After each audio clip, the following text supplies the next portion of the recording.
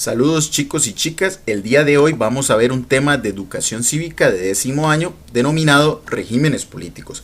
Vamos a empezar definiendo qué es régimen político y vamos a afirmar que es un conjunto de instituciones y normas que regulan el gobierno y la lucha por el poder. Vamos a ver varios ejemplos. El primero de ellos es democracia. Democracia es una palabra de origen griego que tiene dos raíces. Demos es pueblo y kratos es poder. En otras palabras, podemos afirmar que es el poder del pueblo. Y entre las características destacadas está que los gobernantes son elegidos de manera libre mediante elecciones periódicas. A su vez, hay un mecanismo que promueve la rendición de cuentas, lo que facilita la transparencia en el ejercicio del poder. Igualmente, la equidad social y la igualdad de oportunidades se tratan de promover. En otro caso, tenemos la dictadura, que es el polo opuesto a la democracia. Es una forma de gobierno de facto. Esto quiere decir en donde se usa la fuerza y en la cual el poder se concentra en torno a un solo individuo. En este caso, recibe el denominado dictador, con ausencia de división de poderes. Además, se promueve el uso de la coerción hacia quienes se opongan y no hay forma institucional para que la oposición llegue al poder. Algunos ejemplos son Augusto Pinochet en Chile y Jorge Rafael Videla en Argentina. Otro ejemplo sería autoritarismo o totalitarismo.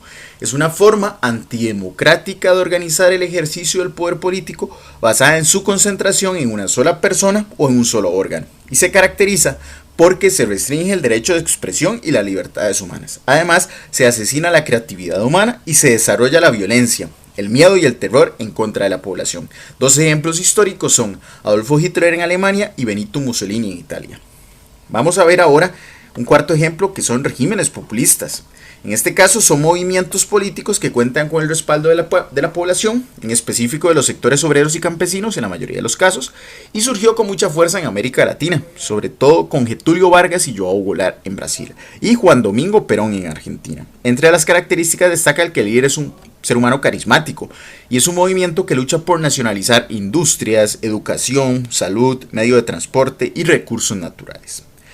Un quinto ejemplo son los regímenes islámicos. En este caso, el Estado es esencialmente religioso. En otras palabras, es un movimiento de carácter político, social y religioso, que plantea el retorno a una sociedad regida por los principios de la Sharia, en este caso, ley islámica, y el comportamiento de los musulmanes o islámicos debe regirse por los preceptos establecidos en 3 libros de gran importancia. Primero, el libro sagrado de ellos, el Corán.